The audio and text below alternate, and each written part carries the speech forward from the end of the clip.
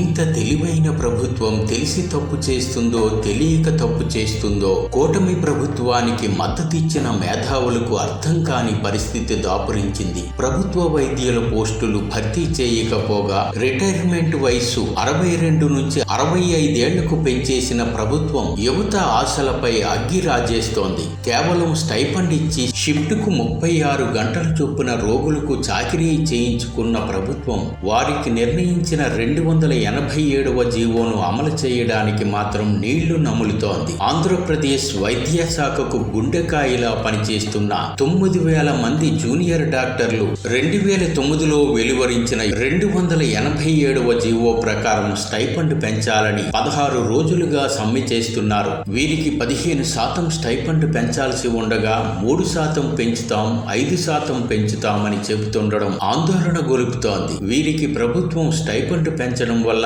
ఏడాదికి 88 కోట్ల అదనపు ఖర్చు అవుతోంది. ప్రభుత్వ లక్షల కోట్ల బడ్జెట్ లో వీరు పడుతున్న కష్టానికి 2 ఏళ్లకు మారు స్టైఫండ్ పెంచాలన్న నిబంధన అమలు చేయడం అత్యంత ధర్మం. గడిచిన 16 రోజుల్లో వీరి డిమాండ్లు పరిష్కరించకపోవడం వల్ల రాష్ట్ర ఖజానాకు కోట్ల మొత్తంలో నష్టం జరుగుతోంది. రాష్ట్ర వ్యాప్తంగా జూనియర్ డాక్టర్లతో పాటు ప్రభుత్వ ఆసుపత్రుల్లో ఉన్న సదుపాయాలు వినియోగించుకోకపోవడం వల్ల రోగులను ఆరోగ్యశ్రీ పేరుతో ప్రైవేటు ఆసుపత్రులకు రిఫర్ చేస్తున్నారు. ఇలా జూనియర్ డాక్టర్ల ఆవేదనపై ప్రభుత్వం కనికరించకపోవడం వల్ల గడిచిన 2 వారాలకే 100 కోట్లకు పైగా ప్రైవేటు ఆసుపత్రులకు అదనపు లాభం చేకూరినట్లు తెలుస్తోంది. రాష్ట్ర వ్యాప్తంగా ఉన్న జూనియర్ డాక్టర్లకు ఏడాదికి 88 కోట్ల అదనపు ఖర్చు వెచ్చించడానికి వెనకాడిన ప్రభుత్వం ఇలా 100 కోట్లను ప్రైవేటు ఆసుపత్రులకు మళ్లించడానికి మాత్రం మనసు వస్తోందని జనం చర్చించుకుంటున్నారు. రాష్ట్ర వ్యాప్తంగా జూనియర్ డాక్టర్ల సమ్మె వల్ల 2,000కు పైగా జరగాల్సిన ఆపరేషన్లు నిలిచిపోయాయి.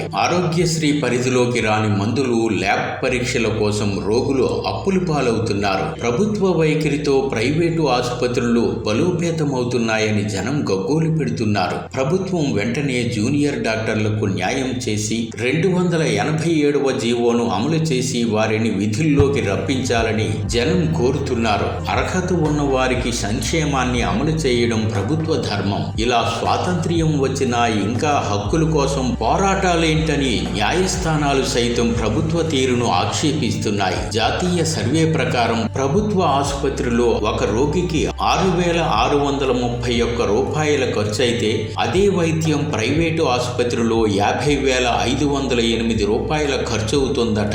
ఇలా 8 రెట్ల భారాన్ని ప్రభుత్వం భరించడానికి సిద్ధమవుతుంది తప్ప జూనియర్ డాక్టర్లకు మాత్రం న్యాయం చేయడానికి మనసొప్పడం లేదని జనం చర్చించుకుంటున్నారు. కూటమి పార్టీలు అధికారంలోకి రావడానికి ఇలాంటి జూనియర్ డాక్టర్లు, మేధావులు, యువతే కీలకం. అలాంటిది వీరికి వయసు మీరిపోతున్నా ఉద్యోగాలు ఇవ్వకుండా రిటైర్మెంట్ వయసు 65 ఏళ్లకు పెంచడమేంటని ప్రభుత్వ బాధ్యతారాహిత్యంపై కూడా అసహనం వ్యక్తం చేస్తున్నారు.